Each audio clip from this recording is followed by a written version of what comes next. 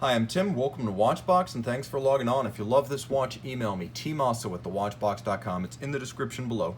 Your purchase and pricing email question line for buying this or any watch you see here on our channel, on my Instagram, or social media. Reach out to me directly, tmosso at thewatchbox.com. Today, we're discussing a landmark sports watch launched in 2005 by Jaeger-LeCoultre.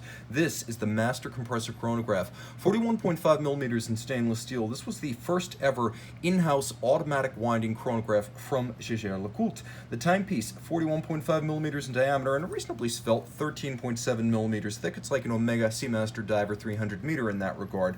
From lug to lug, 49.8 millimeters with a 21 millimeter spacing between the lugs. Let's throw it on my wrist, 16 centimeters in circumference, and you get a good idea of the fit. I've always loved this watch, and the young designer of the timepiece, who at the time was Jaeger-LeCoultre, who was a very young designer in charge of all men's watches at JLC in the early 2000s. She was in her early 20s, and she dubbed this her favorite design of all she crafted for JLC, and that included everything from the Master Controls to the Extreme Lab and Extreme Lab 2. This was her favorite, and it may be mine. Easy to wear on a smaller wrist. I can recommend it for a wrist as small as 14 centimeters in circumference, and it sits much lower than its nominal thickness, so you can wear it with a formal cuff. The timepiece was one of the first to include a double-stitched strap, and you can see this one. It's dark brown, large rectangular scale alligator leather.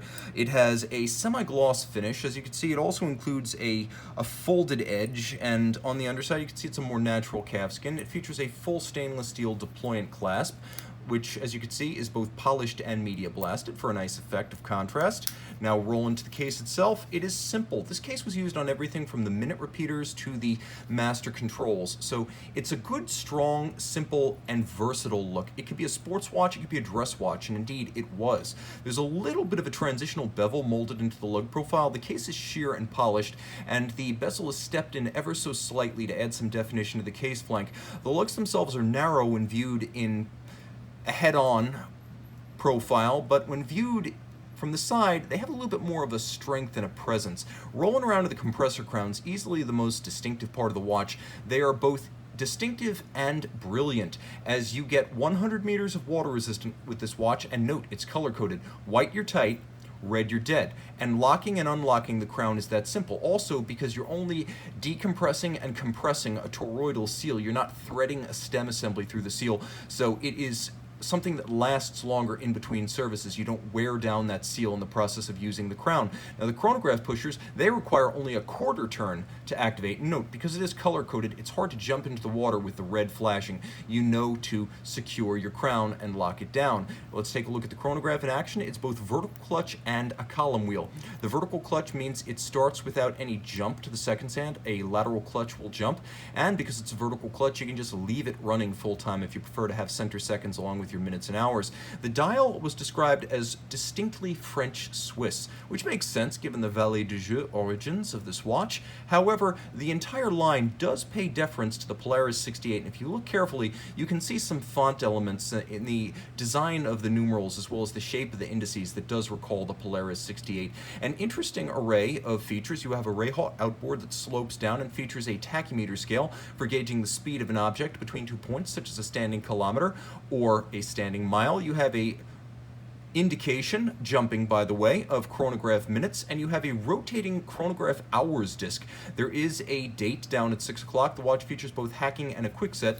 The movement underneath this solid gold medallion, by the way, it is real rose gold, protected down to 100 meters. It is the JLC caliber 751, automatic winding with unidirectional action and unlubricated high-efficiency ceramic rotor bearings. It has 2 mainspring barrels and a 65-hour power reserve. It also features the stop second, the quick set, the vertical clutch, the column wheel, 8 beat per second high beat rate. It is free sprung for toughness. At the balance for shock resistance, pivots on 41 joules, and it goes through the 1,000 hours control, which is a 1,000 hour test of winding efficiency, power reserve, shock resistance, water resistance, overall durability, and in 6 positions, chronometric precision. Finally, it was JLC's first in-house automatic chronograph caliber, making it historically significant. This is a watch that offers absolutely everything from one of the great brands in watchmaking. Not just Jaeger-LeCoultre's favorite, but possibly mine. This is an all-time great. Email tmosso at thewatchbox.com for purchase and pricing details. And we're back with the Master Compressor Chronograph.